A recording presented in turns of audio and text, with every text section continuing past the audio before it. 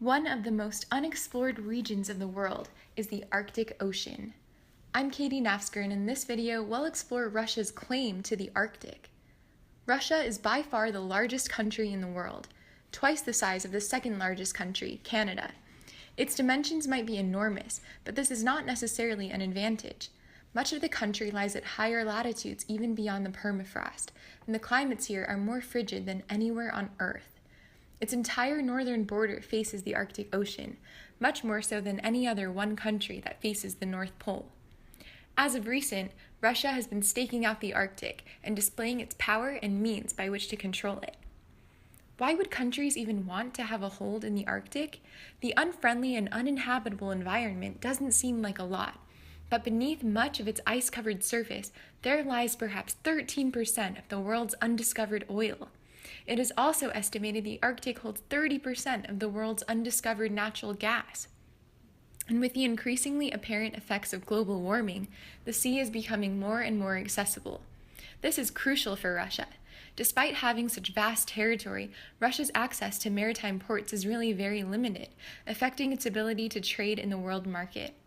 Its current ports in the Arctic only operate seasonally because much of the ocean's surface is frozen throughout the year.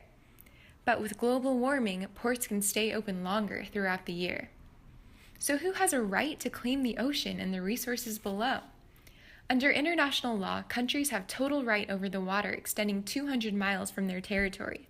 However, it gets complicated when we talk about the continental shelf. The continental shelf, seen here in dark blue, is the land that extends from the continent underneath the water. With that in mind, 5 different countries have filed their claims to Arctic territory to the International Review: the US, Canada, Norway, Denmark, and Russia. And so far, a lot of their claimed land overlaps. The committee will decide, based on scientific evidence, who can really claim what. We can expect the decisions to come out in the next 3 to 5 years. In the meantime, Russia has been showing off its biceps with a few high-profile political moves. In 2007, they planted a Russian flag on the North Pole underwater, to which Canada's Foreign Affairs Minister responded, "They're fooling themselves if they think dropping a flag on the ocean floor is going to change anything."